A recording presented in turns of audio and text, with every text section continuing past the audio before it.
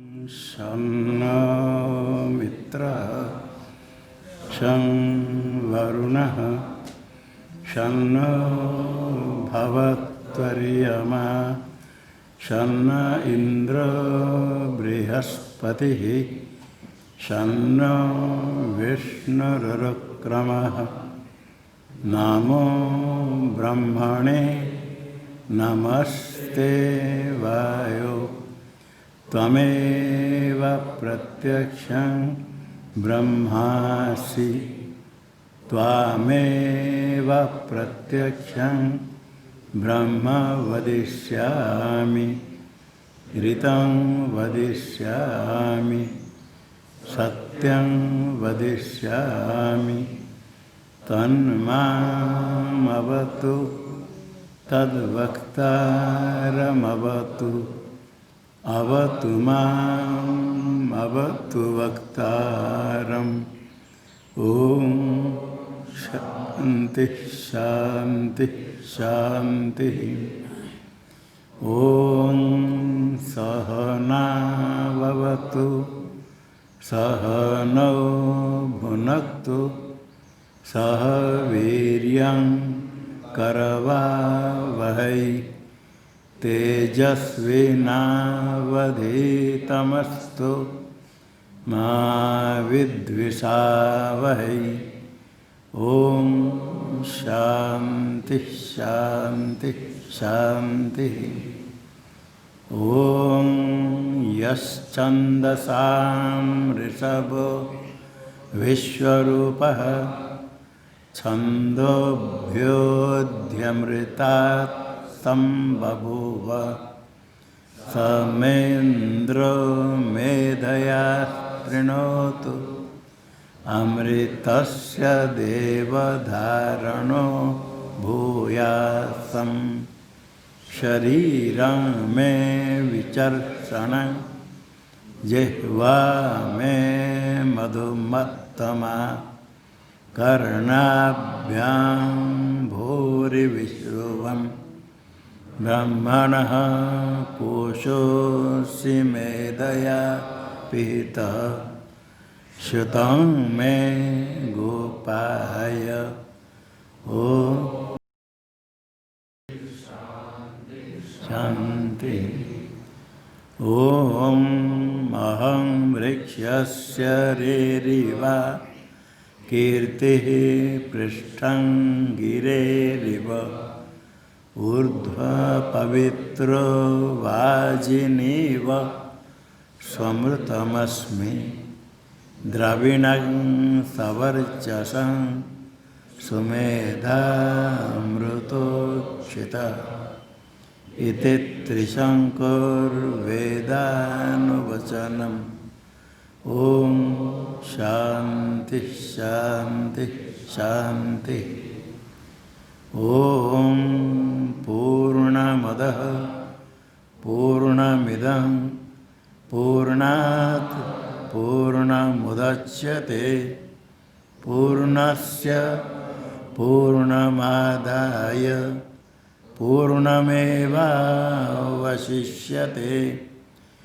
ॐ शान्ति शान्ति शान्तिः ॐ आप्यायन्तु ममाङ्गानि वाक्प्राणश्चक्षुः श्रोत्रमथो बलमिन्द्रियाणि च सर्वाणि सर्वं ब्रह्मोपनिषदं माहं ब्रह्म निराकुर्याम् मा ब्रह्म निराकरोद निराकरणमस्त्वनिराकरणं मे अस्तु तदात्मनि निरते य उपनिषत्सु धर्मास्ते मयि सन्तु ते मयि सन्तु ॐ शान्ति शान्ति शान्ति ॐ वाङ्मे मनसि प्रतिष्ठिता मनो मे वाचि प्रतिष्ठितं आविराविर्महेदि वेदस्य महानिस्तः श्रुतं मे मा प्रहसि रनेनाधीते नाहोरात्रान् संददामि ऋतं वदिष्यामि सत्यं वदिष्यामि तन्मामवतु तद्वक्तारमवतु अवतु माम् अवतु वक्तारम् अवतु वक्तारम्। ओम शांति ओम भद्रं नो अपि वातयमनः। ओम शांति शांति शांति। ओम भद्रं कर्णेभिः शृणुयाम देवाः भद्रं पश्येमाक्षभिर्यजत्राः स्थिरैरङ्गैस्तुष्टुवाग्ंसस्तनूभिर्व्यशेम देवहितं यदायुः। स्वस्ति न इन्द्रो वृद्धश्रवाः स्वस्ति नः पूषा विश्ववेदाः स्वस्ति नस्तार्क्ष्यो अरिष्टनेमिः स्वस्ति नो।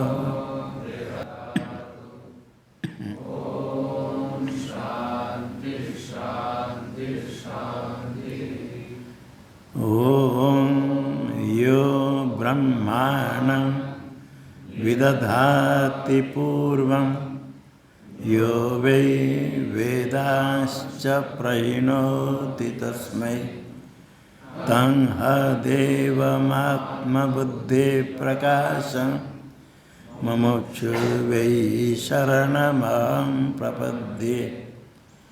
ओम शान्ति। ओम नमो ब्रह्मादिभ्यो ब्रह्मविद्या संप्रदायकर्तृभ्यो वंशऋषिभ्यो महद्भ्यो नमो गुरुभ्यः। सर्वोपप्लवरहितः प्रज्ञानघनः प्रत्यगर्थो ब्रह्मैवाहमस्मि ब्रह्मैवाहमस्मि। नारायणं पद्मभवं वसिष्ठं शक्तिं च तत्पुत्रपराशरं च व्यासं शुकं गौडपदं महान्तं गोविन्दयोगीन्द्रमतस्य शिष्यं श्रीशङ्कराचार्यमतस्य पद्मं पादं च हस्तामलकं च शिष्यं तन्तोटकं वार्तिककारमन्यं नस्मद्गुरून् सन्ततमानतोऽस्मि।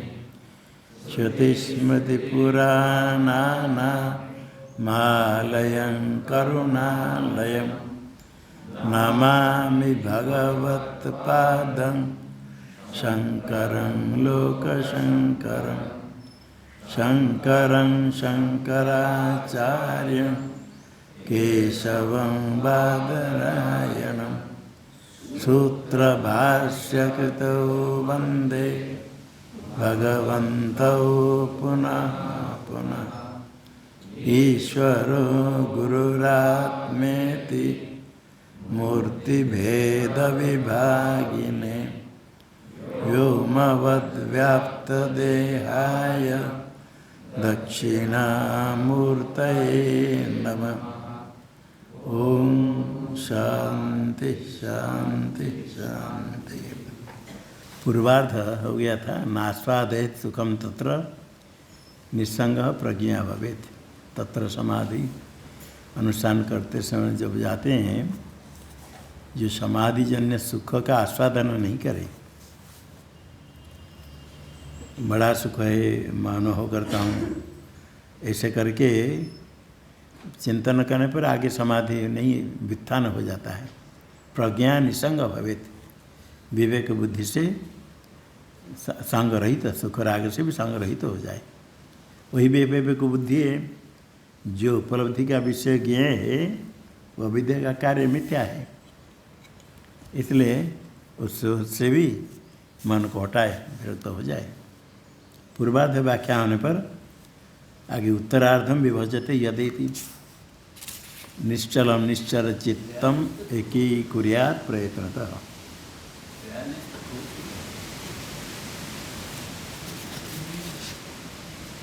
यदा पुनः सुखरागा निवृत्तम निश्चल स्वभावम सन निश्चरद बहिर्निर्गच्छत भवति चित्तम तथा ततो नियमयुक्तोपायेन आत्मनि एकीकुर्यात् प्रयत्नतः। ये हो गया था। यदा पुनः सुख रागा निवृत्तम, सुख राग से निवृत्त हो गया, नास्पादे सुखम, उससे राग निवृत्त हो गया। निश्चल स्वभावम, निश्चलन निश्चल चित्तम, चलन वर्जित निश्चल स्वभावम सन निश्चरद बहिर्गच्छत भवति। फिर निश्चल यदि निश्चरद बहिर् जाना होता है, प्रयत्न तो एक ही कुर्यात्, फिर बाहर से हटना, बाहर को नहीं जाने थे। ततः नियम्य, वही नियमन करके आत्मा में उत उपाय न अभ्यास वैराग्य के द्वारा विषय में दोष दृष्टि करके उपाय न आत्मनि एक ही कुर्यात्, आत्मनि एक एवं एक ही कुर्यात्, एक ही कुर्यात् है आत्मा में लगाने क्या है। टीका में यदा पुनः पूर्वत समाधि अनुरोधात् आत्मनेव निश्चल स्वभावम सचित्तम, इसे समाधि करते करते समाधि कारण समाधि अनुरोधात् समाधि संस्कार होता है, समय से आत्मनेव निश्चल स्वभाव चित्त हो जाता है। निश्चल स्वभाव सचित्तम यथोत शोक राग निमित्तम तदुपाय राग निमित्तम वा निश्चरद भवति। सुख में राग होने के कारण तो चित्त फिर बाहर जाना चाहता है। राग के कारण राग को पहले आया था सकसाय में राग बीज, प्रवृत्ति का बीज। सुख राग निमित्तम निश्चरद, निश्चरद के साथ सुख राग निमित्तम यस्य क्रिया विशेषण है। राग के कारण जो निश्चरद बाहर जाना होता है, सुख राग के कारण अर्थात तद उपाय राग निमित्तम, समाधि के उपाय में राग, ज्ञान वैराग्य अभ्यास रूप है वो राग, उसमें भी राग आसक्ति, उसके कारण निश्चलता आत्मा में लगाना है। अभ्यास तो पहले हो जाता है, फिर उसके राग के कारण यदि आत्मा से निश्चल बहिर् निकल जाता, मतलब लक्ष्य से आत्मा से हट जाता है, जो निश्चल भवति निश्चल चित्तम प्रयत्न तो एक ही कुर्यात्, आत्मा में उसको लगाए। निश्चल भवति इति संबंध।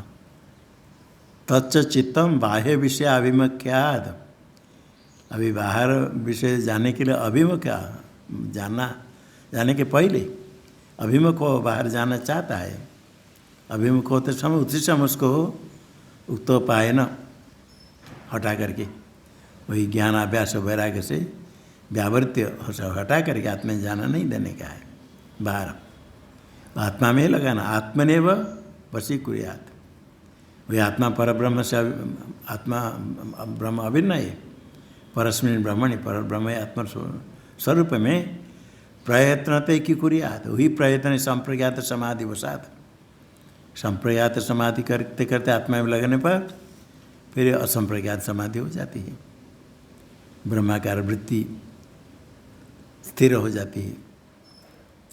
एक ही कुर्यात्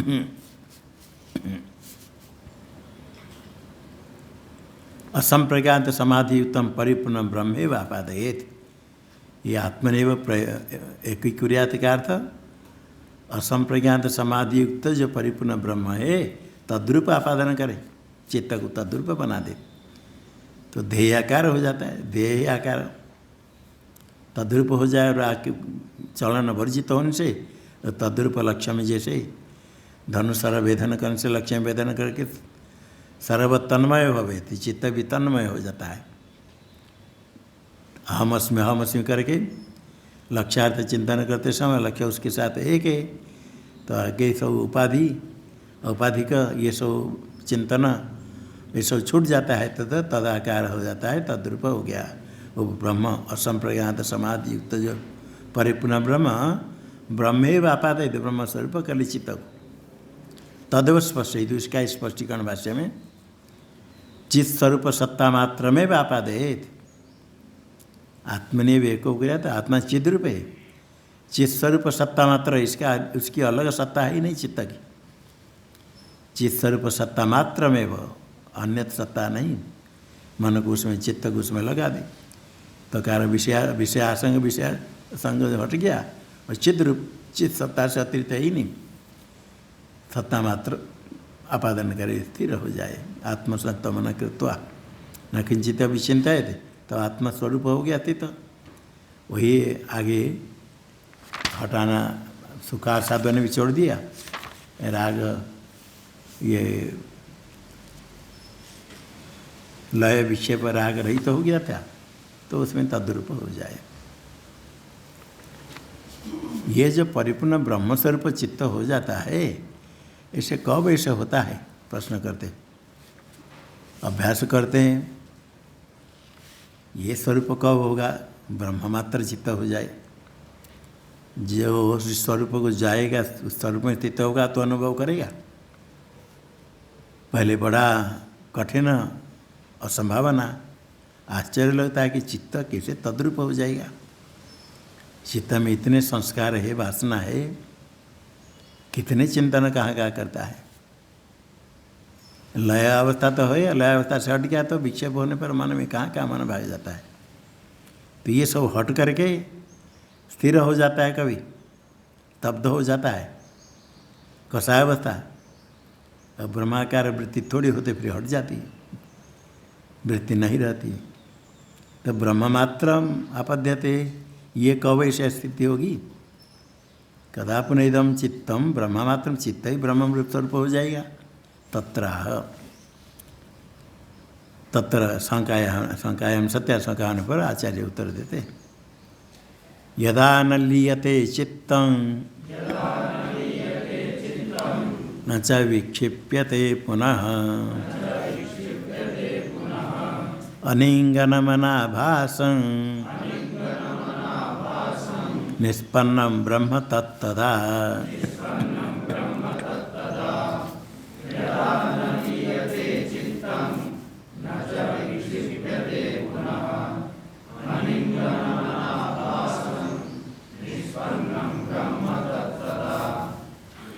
यदा चित्तम न लियते न पुनः विक्षिप्यते। ये तो बड़ा विक्षेप है, बड़ा प्रतिबंधक है, व्यवधान है। लय और विक्षेप ये तो पहले हो गया था, उसको ही कदा है तो उसको पहले लय विक्षेप दूर हो गया। विक्षेप इतने मन बाहर भागता है, ध्यान नहीं होता है। बहुत प्रयत्न करके बाहर से हटाएंगे तो लय अवस्था आ जाती है। लय अवस्था और विघ्न अधिक है, उससे समय चल जाता है, कुछ नहीं होता है, ध्यान है कुछ नहीं।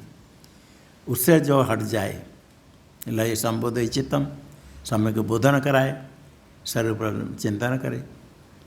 जब चित्त लय अवस्था से रहित हो गई, उसे लय अवस्था रहित हो गया चित्त, न च पुनः विक्षेप्यते, विक्षेप नहीं। और आगे लय विक्षेप के बाद सकसायम बीजानिया तो कसाय राग स्तब्धीभूत होता है। अनिंगन इंगन वर्जितम, इंगन चलन रहित है, चलन रहित है, किंतु उसमें कसायवता में राग है। उस राग को बीज कहा था।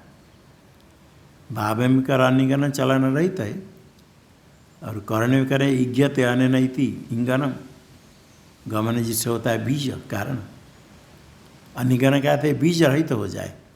राग है बीज, बीज है तो उसको इंगन कहेंगे, चलन, चलन का कारण बीज है, उससे रहित हो जाए, बीज रहित हो जाए। अनिगनम चलन वर्जित, चलन का कारण है राग बीज, बीज बीज रहित हो गया तो चलन वर्जित हो गया, नहीं तो थोड़े चलन वर्जित होने पर भी यदि राग है पूरा कार्य का निराकरण नहीं होगा, कारण का ही निराकरण हो जाएगा। इसलिए अनिगन का अर्थ करेंगे। अचल का अर्थ टीका में वासना शून्य, राग आदि वासना शून्य अनिगनम, अर्थात कषाय वर्जित राग रहित अनिगन, ये कषाय का निषेध। लय विक्षेप का सकषाय भी जाने आता, कषाय का निराकरण हो गया अनिगनम। ये होने पर फिर अनाभासम न आभासते केन रूपेण अनाभासम, संस्कार बहुत होने के कारण कुछ कल्पित विषय लेकर के कभी तो मनोराज्य कर लेता है, कभी किसका कुछ चिंतन कर लेता है, अन्य अन्य कल्पना रूपेण आभासते आभासम तत्रहित आभास वर्जितम। कल्पना कल्पित रूप आत्मा से भिन्न सब कल्पित है, जितने अतीत है, अभी है, मनोराज्य है, जितने भी छोटा बड़ा जितने भी हो, दूर पास में कुछ हो, कुछ थोड़ा कल्पना आ गई तो आभास हो गया, हट गया लक्ष्य से, अनाभास मात्मा आभास रहित हो जाता है। तथा तत्चित्तम ब्रह्म निष्पन्नम, तब ब्रह्म स्वरूप हो गया, निष्पन्न हो, तत्चित्तम निष्पन्नम ब्रह्म स्वरूप हो गया। ब्रह्म स्वरूप से अतिरिक्त तो कुछ नहीं, उसका आलोक कुछ रूप नहीं रहा, वो कल्पित ही चित्त, वो सारे कल्पना वर्जित हो गया तो अधिष्ठान स्वरूप हो गया। टीका में त्रिविध प्रतिबंध विधुरम विषयाकारहितम यदा चित्तम अवतिष्ठते तथा ब्रह्म संपन्न भवति, ये सार आ गया इतने श्लोकाकार का श्लोक का सार। त्रिविध प्रतिबंध विधुरम, तीन प्रकार प्रतिबंध रहित है। लय विक्षेप कषाय, टिप्पणी में होगा लय, हाँ लय विक्षेप अभाव उत्तर पूर्वार्ध है ना, अनिगम में कषाय अभाव, हाँ आगे दे दिया, अनिगम शब्द से कषाय भाव तब्दी भाव, अनिगम में तो रागादि वासना शून्य होता है, त्रिविध प्रतिबंध रहित। अनाभासमिति रसास्वादन अभाव, रसास्वाद का अभाव अनाभास का, कल्पना कल्पित सुखों को बड़ा सुख मान लेना। फलाव्यवहित पृथक, उसको अलग कहते। समाधि में जाने के पहले जो रसास्वाद है, इसको भी विषय, वही जो रस विषय रूप है, सुख अनुभव करते, अनुभव का विषय तो विषय हो गया, वो भी विषयाकार रहितम। रसास्वादे सुखस्य विषय भावाद इति भाव, क्या टिप्पणी में क्या पाठ है? रसास्वादे सुखस्य विषय भावाद, सुख विषय हो जाता है, सुख से विषय भाव, सुख विषय रूप हो जाता है, सुख विषय हो जाता है, सुख विषय रसास्वादे सुख विषय हो जाता है, तो तद विषय का हो गया अनाभास, वो विषय भान नहीं हो। आगे टीका में अक्षराणि व्याचष्टे, श्लोकाक्षर की व्याख्या भाष्य में यथोत्तयन उपायन निगृहीतम चित्तम, पहले उपाय बता दिया, लय संबोधय चित्तम विक्षिप्तम समयतिपनम, चित्त का निग्रह हो गया, अभ्यास वैराग्य से निग्रह हुआ, अभ्यास वैराग्य अभ्याम निरोध। गीता में भगवान ने कहा अभ्यास ने तो कौन थे वैराग्य न चक्रियते। बहुत लोग पूछते मन हटता नहीं, मन चल जाते, क्या करे, एकाग्र नहीं होता है। उसका उपाय अभ्यास और वैराग्य, विषय में दोष दृष्टि करके वैराग्य हो और बार बार अभ्यास करें। श्रवण मनन आदि अभ्यास करते करते मिथ्या तो बुद्धि हो जाए तो चित्त स्थिर होता है, और मन बढ़ते समय फिर भी भाग जाता है, तो उसको अभ्यास हटा कर लक्ष्य में लगाना। चित्त निगृहित हो जाने के बाद लयावस्था यदा सुषुप्ति न लियते, तो लयावस्था आ जाती है, उससे भी प्रयत्नपूर्वक उसको हटाए, रखे, सावधान रहे। लयावस्था आने पर इसी समय चल जाता है। न लियते न च पुनर्विशेष विक्षिपते, लयावस्था हटा दिया, निद्रा को थोड़ा दूर करते समय फिर भाग जाता है। शांत होकर सो गया तो कोई बात नहीं, बच्चे से ही सो गया तो सो गया, इधर उधर खेलता दौड़ता फिरता तो सो गया तो सो गया, उठने के बाद फिर उठने पर फिर भागा फिरा। चित्त इससे थोड़ा सा समय मिला फिर भागने लगा, किंतु उसमें भी रुकना, पुनर्विशेष न विक्षिपते। तब कैसे रहता है? अनिंगनम, अनिंगना अचलम, चलन वर्जित है। निवात प्रदीपकल्पम, वायु रहित स्थान में प्रदीप शांत इस प्रकार रहता है। टीका में उपायन यथोक्तेन उपायन निगृहीतम, उपाय क्या है? ज्ञानाभ्यास आदि, अभ्यास वैराग्य, वही उपाय है और कोई नहीं दूसरे उपाय। ऐसे ही सीधा कोई हो जाएगा? कोई बता दे, हम अनुष्ठान बता देंगे, मंत्र बता देंगे, सिर में हाथ रख करके शक्तिपात कर देंगे, ये सब बहुत उपाय है। ये सब उपाय से, ये उपाय है श्रेष्ठ है, बाकी सब उपाय बहुत दूर के है। ज्ञानाभ्यास वैराग्य ये उपाय है। वैराग्य के बिना ज्ञानाभ्यास नहीं करके ऐसे बढ़ जाने से स्थिर लग जाएगा, वो कठिन है। सीधा ही ध्यान बता देंगे, ध्यान लग जाएगा, समाधि लग जाएगी। ये वैराग्य के बिना, अभ्यास के बिना नहीं। थोड़ी का भी कुछ कोई लग गया थोड़ी समय के लिए, हो गया, उसके बाद कोई कहते इसी शरीर में हाथ लग कुछ शक्तिपात कर दिया तो समाधि लग गई, उसके बाद कभी कुछ नहीं होता है। वो नहीं, अपने अभ्यास, विवेक, ज्ञानाभ्यास और वैराग्य। ज्ञानाभ्यास इसमें अभ्यास है।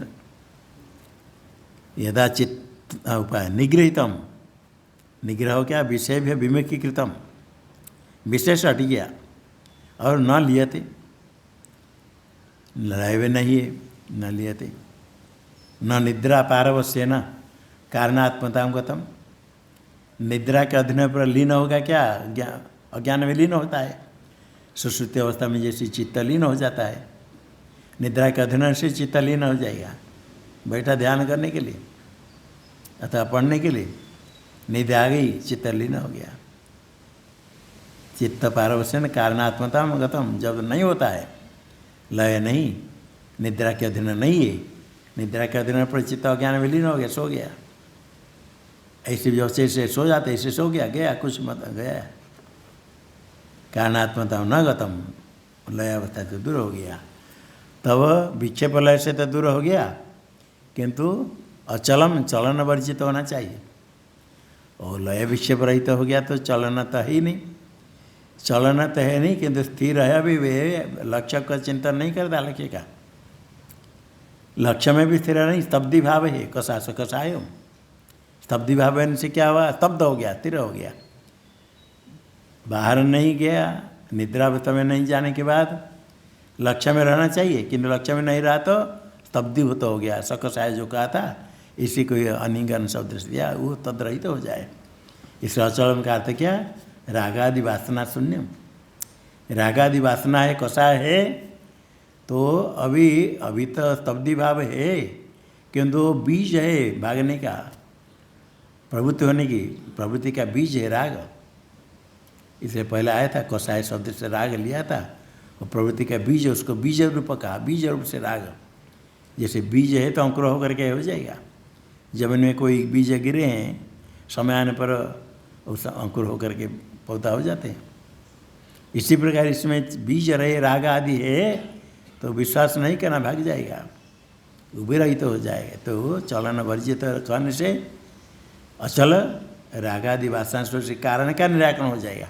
राग बीज रहित तो हो गया तो गया। अब बीज है तो उस समय चलन नहीं होने पर भी कभी चलन हो जाएगा। चलन जो जमीन में घास आदि डाल है, वो घास से भी बीज गिरता है, जड़त रहता है, कुछ घास में इसे होता है, फूल होता है, बीज होता है, दिखता नहीं, गिरता है, असमय पर निकलता। ऊपर से उसको काट दिया, ऊपर से काट दिया, फिर जड़ से निकलता है घास, अथवा बीज से निकलता है। कितने प्रकार बीज गिरते हैं, समय आने पर होते हैं। और उसमें देकर जला देते घास वास डाल करके, फिर खुदाई कर निकला, फिर जला देते, गर्म कर देते, तो बीज में नष्ट हो गया, तो अभी ठीक हो गया खेती। फिर अन्य जमीन का क्षेत्र जमीन को ठीक करने के लिए इसे करते हैं। इसी प्रकार राग आदि बीज रूप है चित्त में, वो भी हटना चाहिए। इसलिए वो आया रसवर्जम, नहीं विषय विनिवर्तनते निराहारस्य देहिन रसवर्जम रसप्यस्य परम दृष्टा निवर्तते। रस आसक्ति रहती है, ये राग पर ब्रह्म ज्ञान से निवृत्त होता है। इसलिए वो रागादि वासना है तो अभी नहीं हुआ, अचल हो गया था, वासना रहित तो हो गया, सकसा तब्दि भाव नहीं है, तब लक्ष्य में रहेगा। तब आगे क्या है, निवात प्रदीप कल्पम, अचल तो दृष्टान दिया, निवात प्रदीप कल्पम। वायु रहते थाने में प्रदीप शांत है, वायु चलने पर हिल चाहिए, शिका शाखा दीप शिका। किंतु ब्रह्माकारण इतम लक्षण चित्तम यदा संपद्यते तदा इति योजना। यहाँ टिप्पणी है किंतु 4 नंबर में, किंतु इत्यतः पूर्वम, किंतु इत्यतः, त्य है, त्य लिखना, त्वी के आगे त्य लिखना, किंतु इति अतः पदच्छेद होगा, किंतु इत्यतः, त्वी, तू के आगे इत त्वी, ती के अतः यह न हो जाएगा 2 बार, ये क्यों नहीं चाहिए। किंतु इत्यतः पूर्वम न विषय भाव न भाषते इति शेष द्रष्टव्य। टीका में जो किंतु दिया, किंतु के पहले इतने जोड़ कर अर्थ करना, न विषय भावे न अवभाषते किंतु ब्रह्माकारेण इतम लक्षण चित्तम यदा संपद्यते तदा इति योजना। टीका में निवात इति हो गया विराम, इसके आगे इतने जोड़ करके अर्थ करना, लिखना नहीं। न विषय भावे न अवभाषते, किंतु चित्त विषय भावे न अवभाषते, इसका अर्थ है अनाभासम का अर्थ। टीका में अनाभास का अर्थ नहीं दिया, अनाभास का अर्थ न विषय भाव न भाषते, किंतु फिर क्या होता है, तथा ब्रह्म निष्पन्न ब्रह्म, किंतु ब्रह्माकार न, ब्रह्माकार न, वो विषय भाव में नहीं तो ब्रह्माकार से रहता है, ब्रह्म को विषय करता है, ध्येय में रहता है, ध्येय का चिंतन चलेगा। ब्रह्माकार हम अस्मि परम ब्रह्म, वृत्ति ब्रह्माकार न, चित्त रहता है ब्रह्माकार होकर के, ब्रह्म विषय के चिंतन, इतव लक्षण है। एवं लक्षण में से चित्त से ऐसा स्वरूप चित्त जब हो जाता है, तदा ब्रह्म निष्पन्न ब्रह्म, यदा संपद्यते तदा, तदा ब्रह्म, तद चित्तम ब्रह्म निष्पन्न हो गया। निष्पन्न ब्रह्म इत्युक्तम एव स्फुटेति, ब्रह्म निष्पन्न हो गया। क्या है निष्पन्न ब्रह्म, क्या है, यदैवं लक्षण चित्तम तदा निष्पन्न ब्रह्म। निष्पन्न ब्रह्म का था ब्रह्म स्वरूपेण निष्पन्नम चित्तम, चित्तम ब्रह्म स्वरूपेण निष्पन्न समाप्त हो गया, ब्रह्म स्वरूप हो गया, ब्रह्म स्वरूपेण चित्तम निष्पन्न भवति, ब्रह्म स्वरूप हो जाता है, ब्रह्म रूप हो जाता है। आगे असंप्रज्ञात समाधि अवस्थायां येन रूपेण चित्तम अभिनिष्पद्यते तद ब्रह्म स्वरूपम विष्णुष्टि।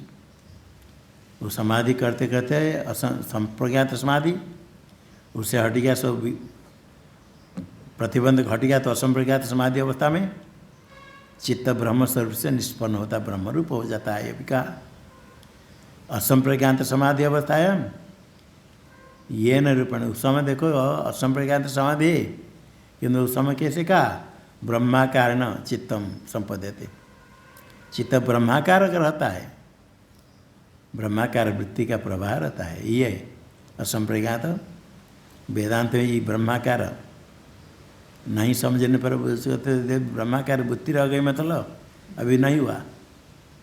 ब्रह्माकार वृत्ति से अज्ञान की निवृत्ति होती, तो वृत्ति भी नहीं रहे, खाली हो जाए, वो स्तब्धि भाव, ऐसा नहीं, ब्रह्माकार वृत्ति चले। उस समय पता नहीं चलेगा कि वृत्ति रहती है, वृत्ति नाम तो अनुवृत्तिस्तु, इसे पंचदेश में आया। संस्कार पूर्वाभ्यास जन्य संस्कार अनेक जन्य के पुण्य के प्रभाव से उसमें प्रयत्न नहीं करने पर वृत्तियों की अनुवृत्ति चलती है। पहले वृत्ति करके रहा असंप्रज्ञात समाधि ब्रह्म स्वरूप हो करके, और जब ब्रह्म स्वरूप हो गया, अज्ञान निवृत्त हो गया तो ब्रह्म स्वरूप हो गया। तो जो निष्पन्न ब्रह्म कैसे असंप्रज्ञात समाधि अवस्थायाम चित्तम ये न रूपेण अभिनिष्पत्ते, जो ब्रह्म स्वरूप से निष्पन्न हो जाता है, ब्रह्म अभिनिष्पत्ते थे, चित्तम टिप्पणी दे दिया। अभिनिष्पन्न होता मतलब क्या, बन जाएगा चित्त, कुछ अलग बन जाएगा। आविर्भवती अभिव्यजते, ब्रह्म प्रकट, चित्त प्रकट हो जाता है ब्रह्म रूप से। वो ज्ञान आभास अज्ञान के कारण अज्ञान कार्य जितने हैं वो हट गया, वही ब्रह्म सदरूप ब्रह्म, सत्य में अतिरिक्त जितने पदार्थ कल्पित पदार्थ की कल्पना हट गया, कल्पित पदार्थ नहीं रहने पर वही स्वयं ब्रह्म स्वरूप अभिव्यक्त हो गया। स्वरूपता ब्रह्म है, अज्ञान आवरण से ढका गया, आवरण से ब्रह्म प्रकट हो गया। चित्त भी पदार्थ है, वो भी ब्रह्म स्वरूप है, उसमें संकल्प विकल्प अविद्या का कार्य कुछ स्वरूप है, वो समाप्त हो गया तो ब्रह्म प्रकट हो गया। चित्त ब्रह्म बन गया, बनने का नहीं, वो ब्रह्म स्वरूप है, वो प्रतिबंधक उपाधि कुछ महिला आवरणता हट गया। सोना है महिला दिखता था, गर्म कर दिया साफ हो गया, तो सोना बन गया कुछ नहीं, वो तो पहले से महिला हट गया तो साफ दिखा। इसी प्रकार वो चित्त महिला हट गया, विषय चिंतन लय विषयवाद रहित हो गया, तब ब्रह्म स्वरूप प्रकट हो गया। अभिनिष्पत्ति का अर्थ कुछ चित्त समय ब्रह्म स्वरूप बन जाएगा ऐसा नहीं, प्रकट हो जाता है अपना स्वरूप। इसलिए टिप्पणी देते अभिनिष्पत्ति कहता है आविर्भवति, प्रकट हो जाता है, अर्थात तो अभिव्यक्त अभिव्यक्त हो जाता है। पहले अनभिव्यक्त, पहले भी ब्रह्म स्वरूप था, पहले से अलग नहीं था ब्रह्म, किंतु होने पर भी अप्रकट प्रकट नहीं होता था, उस समय प्रकट हो जाता है, अभिव्यक्त हो जाता है, निष्पन्न ब्रह्म होता है। टीका में जो ब्रह्म स्वरूप प्रकट हो जाता है, चित्त ब्रह्म स्वरूप हो जाता है, ऐसे कहा पूर्व कारिका में। तद ब्रह्म स्वरूप विष्णु, ब्रह्म स्वरूप कैसा क्या है, स्वस्थं शांतं सनिर्वाण मकथ्यं सुखमुत्तमम् अजम अजेन ज्ञेयेन सर्वज्ञं परिचक्षते।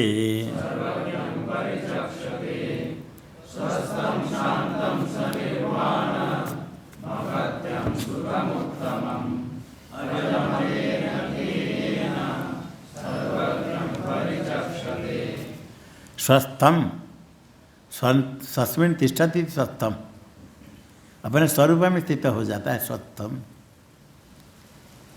कहते हैं ना, स्वस्थ है आप, स्वस्थ है।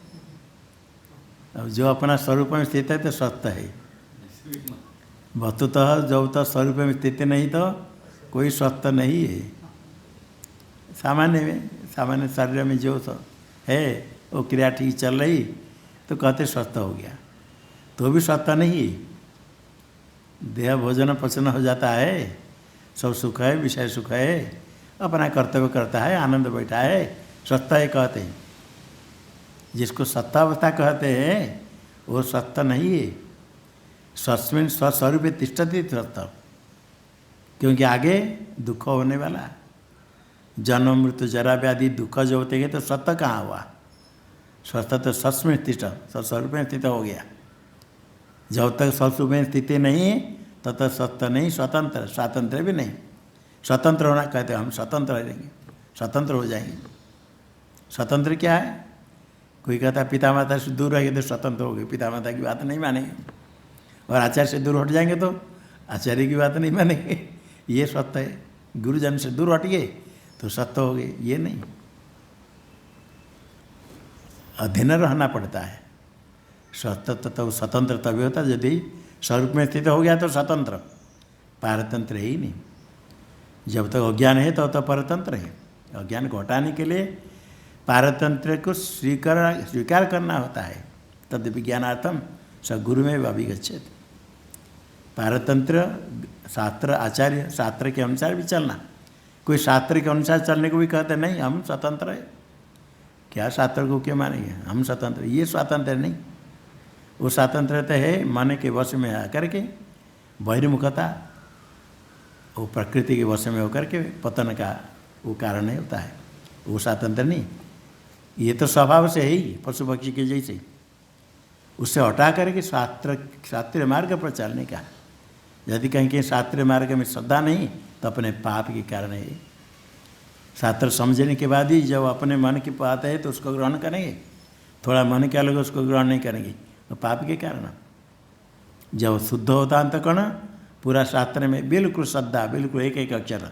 कहीं यदि कुछ उस मन में संशय होता है, उसमें लगता है कि मेरे में कोई दोष है, शास्त्र के ऊपर दोष नहीं कर सकता है।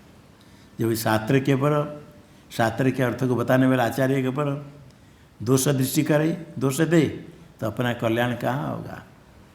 पहले किसी को दुराग्रह लेकर कोई बैठते हैं, अपना ही मत है, ये मत शास्त्र में कहीं ऐसा अपने मिल गया उसको तो ले लेना, और आगे पीछे कुछ आया अणुरणियान महत्व महियान, अणुरणियान सुन गया खुश हो गया हमारा अनुमत है, और महत्व महियान कहेंगे ये ठीक नहीं, क्योंकि शास्त्र का विरुद्ध हो गया। वो भी तो शास्त्र है महत्व महियान, वो भी प्रमाण है। इसी प्रकार शास्त्र आचार्य जहाँ जहाँ अपने मत उसमें मानना, अन्य नहीं माना, ये नहीं, ये श्रद्धा नहीं। अशुद्ध अंतःकरण होने पर पूरा श्रद्धा है, और श्रद्धा होने पर सात श्रद्धा कथिता सद्वीर या वस्तु उपलब्ध थे। साक्षात्कार के लिए कारण श्रद्धा। शास्त्राचार्य उपदेश में बिल्कुल श्रद्धा प्रकट निश्चय तत्व बुद्धि। शास्त्र से गुरुवाक्य से सत्य बुद्धिया अवधारणा। शास्त्र गुरुवाक्य सत्य बुद्धिया करके दृढ़ निश्चय करे, वही श्रद्धा है। तो होने पर तद्रूप हो जाता है, साक्षात्कार हो जाता है। ये श्रद्धा होने पर ग्रहण करता है। चित्त तब कौन सा सत्य, तभी सत्य हो जाता है, स्वरूप स्थित होता है। तभी स्वस्थता का कारण शास्त्राचार्य में श्रद्धा, उस मार्ग में चले और स्वरूप में स्थिति हो जाए, सब हट करके स्वस्थम शांत हो जाता है। उस समय कोई अनर्थ रहित हो गया तो शांत हो गया। सनिर्वाणम निर्वाण सवर्ते निर्वाण कैवल मुक्त है। और जो सुख है कैसे सुख, उत्तमम सुखम। सुख तो विषयाकार जितने सुख है वो सुख वस्तु नहीं, सुखाकार वृत्ति क्या वृत्ति, सुख का अभिव्यंजक। उत से तरतम उत्तमम अतिशय तम इष्टनो, अर्थात निरतिशय, उससे बढ़कर ही नहीं। उत्तमम कहता है निरतिशय सुखम। निरतिशय सुख कैसे होता है, कैसे होता है पूछते वो कैसे सुख है, इसे पहले बता दिया। अकथ्यम अवाच्यम, वो कहने शब्द से नहीं कह सकते क्या है। अकथ्यम सुखम उत्तम हो तो केवल ऐसे अनुष्ठान करे कि उस स्वरूप में स्थित हो जाए, स्वयं अपने आप जानता है। जो अवाच्य को किस शब्द से कहेगा, अवाच्य को शब्द के द्वारा कथन नहीं, अकथ्यम उत्तम सुखम। अजम, वो अजय अजन आत्म तत्व है। अजैन ज्ञेन, अजरूप ज्ञेय ब्रह्म है, तद्रूप अजैन ज्ञेन अभिन्न ब्रह्म है। अजैन ज्ञेन वो तद्रूप होकर के प्रकाशमान है। ज्ञेन अभिन्नम, ये टिप्पणी में दे दिया। ज्ञेन अभिन्नम वेदांत ज्ञेम च अजम। ज्ञेम या तत्प्रवेक्षा में जो ज्ञेय शब्द से कहा गया वही ब्रह्म से अभिन्न ब्रह्म स्वरूप है। ज्ञेन अजैन अभिन्नम, जो ज्ञेय ब्रह्म है तो उससे अभिन्न तद्रूप होता है। सर्वज्ञम परिचक्षते कहा जाते, कहते सब उसको सर्वज्ञ। सर्वम च तद्ज्ञम च सर्वज्ञम, ज्ञान रूप सर्वात्मक है, सर्वात्मक हो गया, उससे भिन्न कुछ है ही नहीं। टीका में ज्ञेन अव्यतिरितम शेष, अजैन ज्ञेयन ज्ञेयन अव्यतिरिक्तम, ज्ञेय से अभिन्न है, ज्ञेयन अभिन्नम। जो ज्ञेय ब्रह्म शब्द से कहा जाता है वो भी अज्ञान अवस्था में कहा जाता है। ज्ञेय स्वरूप जो ब्रह्म उससे अभिन्न ब्रह्म स्वरूप होता है। तत्र विदुषाम सम्मति मुदाहरति, विद्वान की सम्मति, विद्वान उसको अनुभव करते तो कहते सर्वज्ञम परिचक्षते, कहते विद्वान लोग। यथोत्तम इत्या असंप्रज्ञात समाधि लक्षण ब्रह्म इत्यर्थ। भाष्य में है यथोत्तम,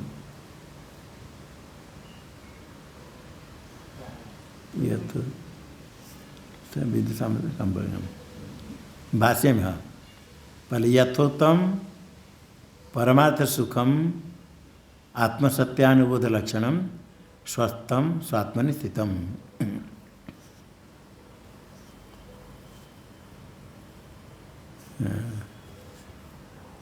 अच्छा, उसके लिए अवतरणिका में अलग नहीं। भाष्य में स्वस्थम परमार्थ सुखम यथोक्तम परमार्थ सुखम आत्मसत्यानुबोध लक्षणम स्वस्थम स्वात्मनि स्थितम।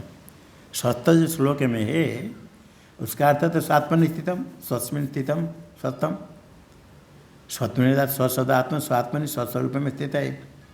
स्वस्वरूप में स्थित कैसा, क्या उसका क्या है? यथोत्तम परमार्थ सुखम, जो परमार्थ सुख है कहा गया वो परमार्थ स्वरूप आत्मसत्यानुबोध लक्षणम। आत्मसत्यानुबोध, आत्मा ही सत्य, उसका अनुपश्चात बोध।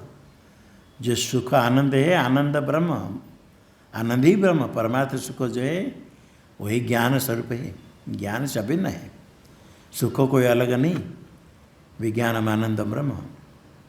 आत्मसत्यानुबोध आचार्य शास्त्र उपदेश के बाद साक्षात्कार बोध स्वरूप है सुख, परमार्थ सुख।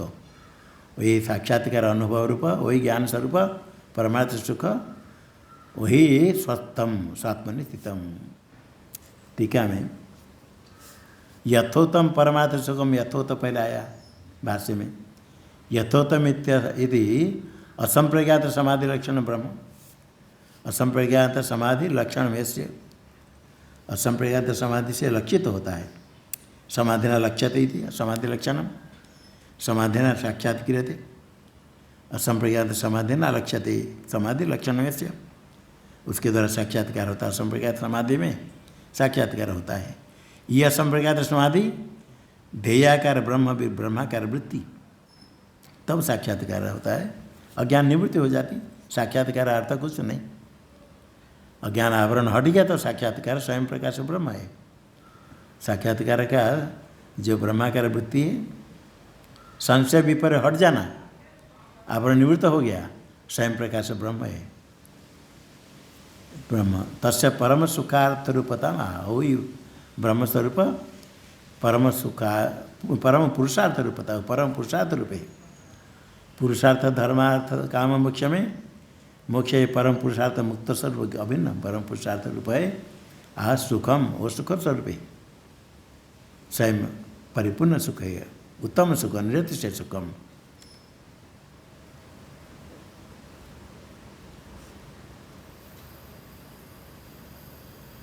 परमार्थ सुखम, यह भाष्य में है। यथोत्तम परमार्थ सुखम, वैषयिक सुखम व्यवच्छेदुम परमार्थ इति विशेषण। सुखम का तो परमार्थ सुखम, यथोत्तम परमार्थ सुखम। सुख कहने के बाद सुख में विशेषण क्या दिया? परमार्थ। परमार्थ इसलिए दिया, सामान्य सुख तो वैषयिक सुख अनुभव करते सब, तो सुख नहीं। वैषयिक सुखम व्यवच्छेदुम परमार्थ इति विशेषण दिया। ये विसर्जन सुख, ये सुख कुछ उसके सामने नहीं, ये तो उसका प्रतिबिंब है। ऊपर चंद्र है, वो चंद्र का प्रतिबिंब जल में देखा,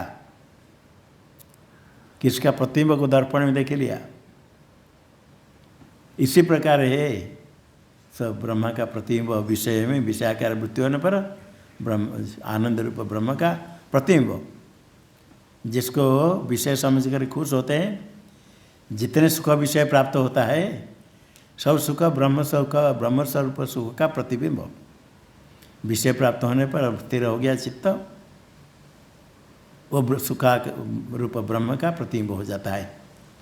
चित्त में विक्षेप है तो प्रतिबिंब साफ नहीं दिखता है, जल में चंद्र का प्रतिबिंब नहीं दिखता है। मैला है तो अतः हिलता है तो मैला तो हट गया, और चलन है तो भी प्रतिबिंब नहीं दिखेगा। मैला काई हटा दो पानी से, स्थिर हो गया, प्रतिबिंब साफ दिखता है, मुख भी साफ दिखेगा दर्पण में। इसी प्रकार जो विषयाकार विषय ग्रहण करता है, वे पहले जो चलन था चित्त में, विक्षेप था, इदम में शायद प्राप्त कर ले चांचल्य, वो समाप्त होता है, मिल गया। विषय प्राप्त होने पर बच्चे जैसे रोता है, खिलौना डाल दिया और बच्चे उसको पकड़ लेता है। वो तो भूख से रोता है बच्चा, ये प्लास्टिक के खिलौना डाल दिया, वो पकड़ लेता है, कुछ अपूर्व पदार्थ मिल गया और रोना बंद, भूल गया क्यों रोता था, उसको लेकर मुख्य से करेगा तो क्या होगा, फिर बाद में उसको भी फेंक देता है। इसी प्रकार जो विषय सुख प्राप्त करने पर आनंद हो जाते हैं ना, बच्चे जैसे खिलौना से आनंद हो गए, इसी प्रकार कुछ प्राप्त हो गया, ओह बड़ा, किसको धन मिल गया, किसको सम्मान मिल गया, किसको कुछ पद मिल गया, कुछ बहुत कुछ वो प्राप्त कर लिया, कोई सिद्धि चीज को प्राप्त करके चमत्कार प्राप्त कर लिया, वो चमत्कार लोगों को दिखाएंगे तो कितने बड़ा क्या हो जाएगा। ये सब जो मिल गया, जैसे बच्चे खिलौना प्राप्त करे रोना बंद कर लेता ना, इसी प्रकार ये सुख कुछ नहीं, उस समय थोड़ा चित्त स्थिर हो जाता है, चांचल्य हट गया, सुख का थोड़ा प्रतिबिंब होता है, वो क्षणिक है, नष्ट हो जाता है। ये सुख जितने सुख है, विषय सुख, ये सुख केवल इतने मालूम है कि कोई सुख है निरतिशय सुख, ये सब सातिशय सुख। विषय जो सुख मिलता है सातिशय, जितने विषय प्राप्त हो उससे अधिक किसको मिल गया तो थोड़ा सा अंदर लगता है कम हो गया हमारा। कितने उसमें सुख में भी सातिशय होने के कारण दुख मिश्रित है। सुख को जब नहीं समझते, यहाँ के सुख, स्वर्ग सुख कितने, स्वर्ग में भी कहाँ कितने सुख है, उसमें कितने आगे आगे कितने सुख है, 100 गुणा कर हिसाब करते जाते हैं। ऊपर पहुँच गया बहुत सुख है, किंतु आगे देखा है आगे 100 गुणा सुख भागने मिलेगा, आगे मिलेगा तो फिर आगे इच्छा होगी, हाँ उसको प्राप्त करने से इच्छा समाप्त हो जाएगी। आगे फिर ये ऊपर ये पहाड़ चढ़ना चाहते तो ये पहाड़ चढ़ जाएंगे तो बहुत ऊपर जाने का देखा और ये पहाड़, अरे तो ये और ऊपर है, ये हमारे से लोग तो उधर पहुँच गए, तो उधर चलो, उधर भी चलेंगे, उधर चलेंगे तो फिर और पहाड़ दिखता है।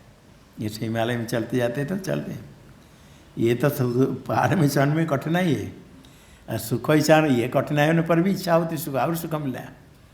इसलिए विषय सुख जितने हैं, कोई परमार्थ सुख के सामने कुछ नहीं। ये जो सुख है निर्विकल्प समाधि, असंप्रज्ञात समाधि से, ये परमार्थ सुख का सुख स्वरूप है, वही आत्मसत्यानुभूत लक्षण, ये ज्ञान हो गया, स्वरूप स्थित हो गया, वही आनंद रूप ब्रह्म है। किन तत्र ज्ञान है नहीं आशंका, ज्ञान है नहीं आत्मा,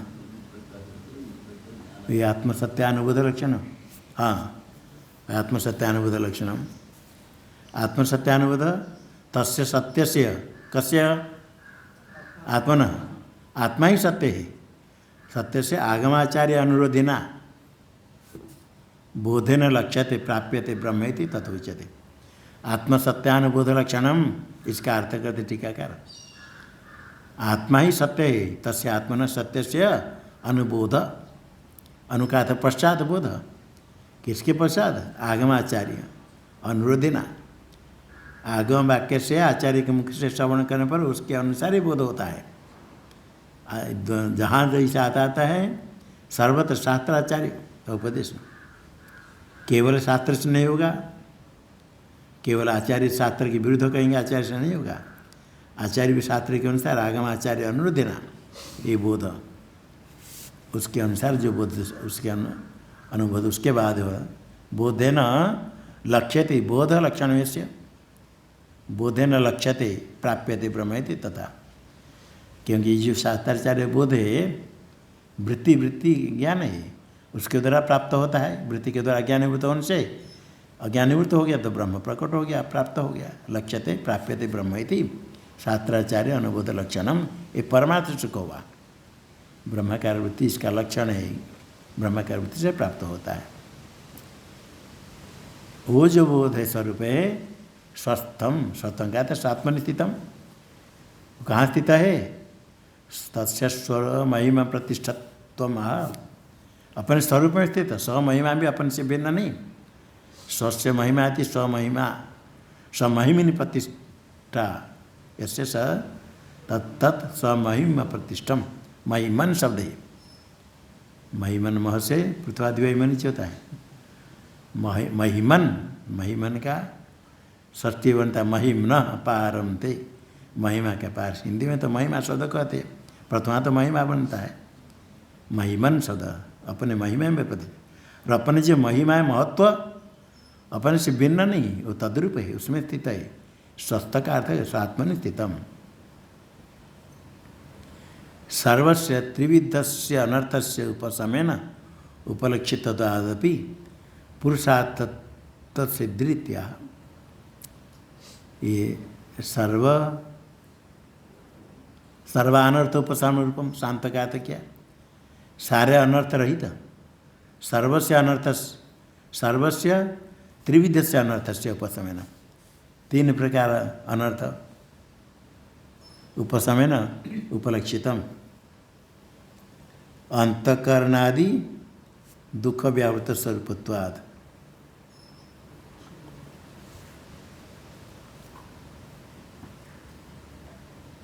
ये तो अनर्थ कहता है लय विक्षेप कसाय, और आध्यात्मिक आधिभौतिक आधिदैविक अनर्थ है दुख। अंतकरणादि दुख व्यावृतम, तो ये आध्यात्मिक में आ जाएगा। दुखी में इकार का हट देना। अंतकरणादि दुख व्यावृत स्वरूपम, तो आध्यात्मिक दुख आधिभौतिक आधिदैविक।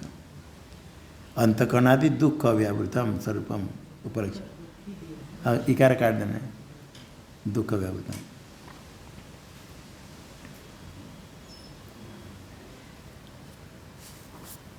सारे दुखों से रहित, अनर्थ से उपलक्षितत्व आदपि पुरुषार्थत्व, पुरुषार्थ सिद्धि सर्व अनर्थ उपशम स्वरूपम। अब कोई आगे अनर्थ है ही नहीं। निरतिशय आनंद अभिव्यक्ति निरवशेष अनर्थ उच्छेदिश्च इति एवं लक्षण मोक्ष आचक्षते। ये मोक्ष कहते। पहले स्वस्थ स्वरूप स्थित हो गया, परमार्थ सुख स्वरूप। निरतिशय उत्तम सुख है, सुखम उत्तमम, उत्तम का अर्थ निरतिशय। निरतिशय आनंद की अभिव्यक्ति, निरतिशय आनंद की प्राप्ति ने अभिव्यक्ति होती है। निरतिशय आनंद स्वरूप आनंद है, उसकी अभिव्यक्ति और अनर्थ की निवृत्ति। निरवशेष अनर्थ उच्चिति, अनर्थ से उच्चिति निरवशेष यथास्यात्, कोई अवशेष नहीं रही। दुखों की आत्यंतिक निवृत्ति।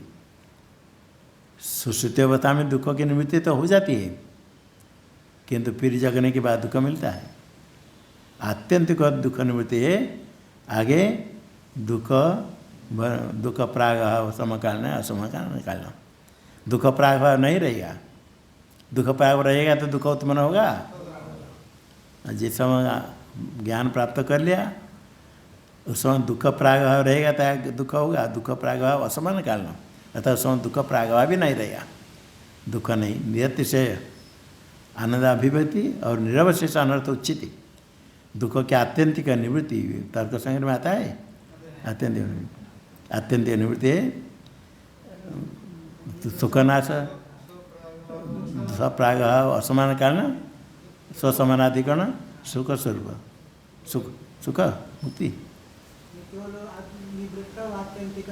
निवृत्ति। हाँ, अच्छा, दुख निवृत्ति में आत्यंतिक, दुख निवृत्ति में, दुख निवृत्ति आत्यंतिक, दुख प्रागभाव असमान कालीन। हाँ, या निरवशेष अनर्थ उच्चिति, निरवशेष यथा सारे अनर्थ का उच्छेद है। इतम लक्षण मोक्ष, इसको मोक्ष कहते। ये सामान्य कहते परमानंद की अभिव्यक्ति और अत्यंत दुख की आत्यंतिक निवृत्ति, यही मोक्ष है।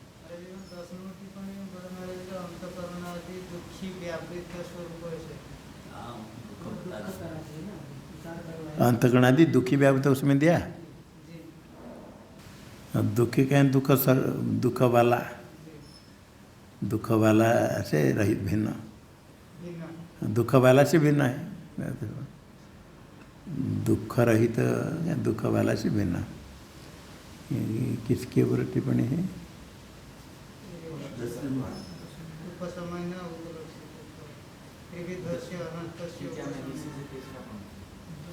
टीका से में हाँ नंबर तो सामने है।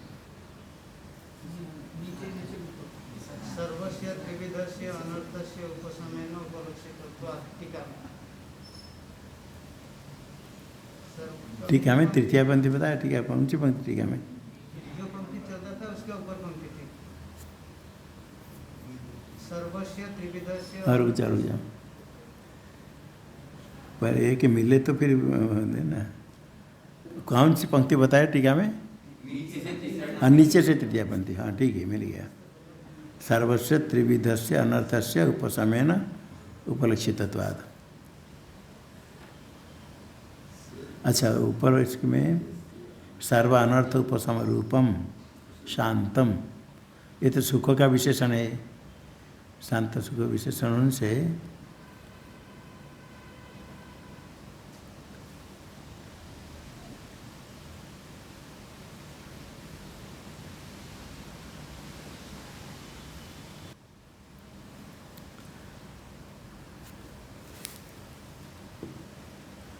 और स्वरूप सुख है। स्वरूप जो सुख है वो दुख वाला नहीं है, ऐसा करे दुखी व्यावृत किया। दुख रहित दुख व्यावृत दुख रहित होता है। दुखी व्यावृत करें तो स्वरूप सुख में थोड़ा सा भी दुख नहीं, दुख रहेगा तो दुखी हो जाएगा, तो दुखी से विलक्षण। और जो अन्य सुख स्वरूप भोग कर रहा है और दुखी है, दुख भी उसमें अंतकरणादि दुख उसमें है।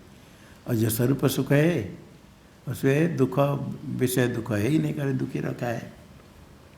अंतकरणादि दुख से दुखी, दुखी से भिन्न, ऐसा दुखी नहीं, दुख वाला नहीं। ऐसा दुख रहित तो हो जाता है, किंतु दुख रहित नहीं करे, दुखी से विलक्षण, दुखी भिन्न, दुखी से भिन्न अंतकरणादि दुखी भिन्न, दुख रहित है।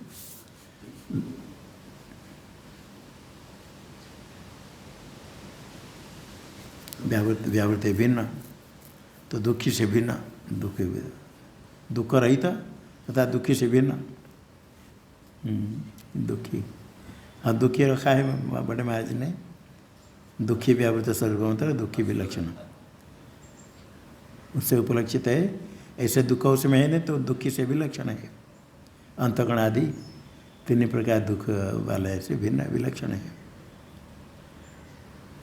तो जो अविद्यावस्था में अंतकरण आदि दुख वाला होता है जीव, उसे विलक्षण स्वरूप है।